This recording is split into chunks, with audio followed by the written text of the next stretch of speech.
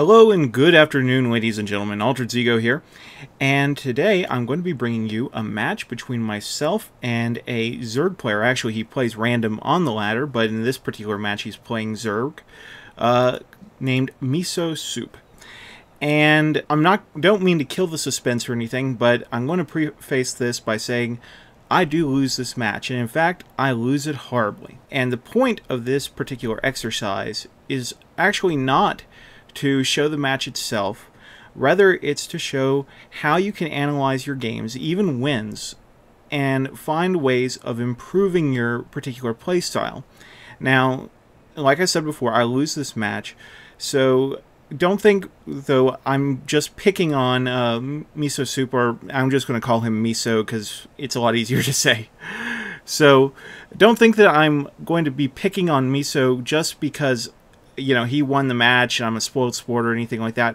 Actually, it's more, I really, really like Miso's style of play. I really do.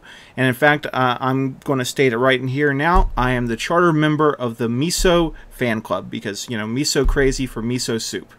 So this is more an exercise in helping him get better, and then also hopefully in showing you kind of how to analyze your own games, and so that you can get better as a player.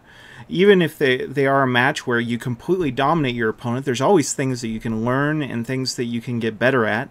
And so that's what we're going to be going through today. One more thing I do want to mention real quickly is I would like to point out that I am not a Zerg player. I do play Terran pretty well exclusively. I've played some Protoss, but Zerg is by far the race that I have the least experience with.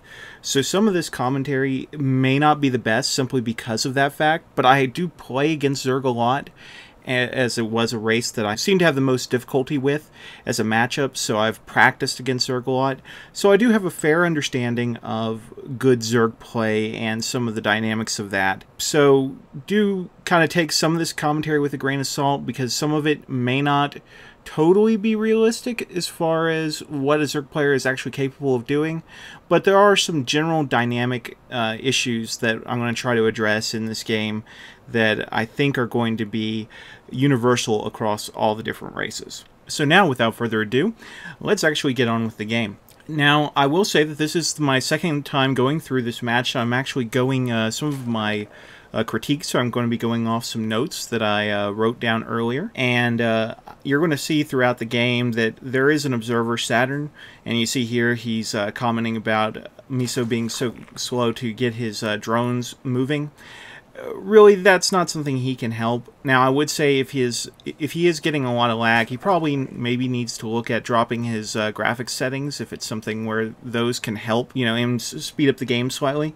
But, you know, that's not really all that big a deal. But we're going to see Miso doing a standard opening. Now, I am going to say we're going to kind of follow him more, because, like I said, this commentary is going to focus on improving his gameplay. So we're really going to look at it from his perspective as opposed to mine, because really, no one wants to see my perspective on this game. It was just a horrible, horrible game for me. And I need to go through it on my side eventually, and once I get over the mental scarring that this game caused to me, and try to go through and, you know, analyze my own issues, because there are just too many to be able to list in a, you know, 20-minute video. So, alright, we see that Miso is doing a good job scouting. He's using his Overlord to scout the closest expansion, and his drone is scouting out at the other side. You know, just trying to get some good vision, find out where I am. And we're going to see here from his view, he's going to continue to macro up, continue to produce drones. We see him dropping his spawning pool. And really, he's just getting that early game Zerg going so that he'll have a little bit of defense and be ready to expand so that he can hopefully out-macro my economy. Now, here's something that I really like that Miso does. He does harass my SCV that's trying to build, and he really does a good job. You can see he's going to actually, instead of using waypoints like a lot of people do to control their scouting drone, he's actually going to focus on this drone the whole time and work on, you know, killing off that SCV, getting a little bit of an early lead in the drone count. But the one thing I have an issue with is you can see he's letting minerals build up, and if we look at his he just used them, but he let 2 larvae build up. And if you're going to be doing that harass, the one thing that I would suggest is that, yes, it's great. It unnerves the opponent, because personally I'm sitting there thinking, oh no, is he trying to delay my front so that he can get like a 6-pull rush in? So it always concerns me slightly when that's going on. But he probably needs to focus a little bit more on making sure while he's doing that he's still checking his larvae count. Because you can see here it's at 3 again, and he just needs to work a little bit more on that. And just making sure that he's continuing to macro up even while pulling off the harass. Now you can see here he's already getting expansion, and he's doing a decent job with his Overlord placement. I think I would have probably preferred this Overlord to stay over this Zelnaga Watchtower, or over this pathway, because that's going to be the way that my troops are going to be coming, more than likely. And I think that's probably a better placement. I understand that you want to get a good scout on the enemy base, but if you're worried about an early rush or something like that, having some overlords over these main, walkways, since it's too early for really air to be a factor, is, pretty nice. It gives you an idea, if you have an enemy army coming to get you, what's coming, when they're going to be there and things like that. Now we're going to look at the production tab thing. There we go. And we're going to see that Miso is going to be producing 6 Zergling. Now, I understand that you want to throw out 6 Zergling, and because it does give you a little bit of early defense and all of that. But I do kind of question using these, getting so many, I suppose.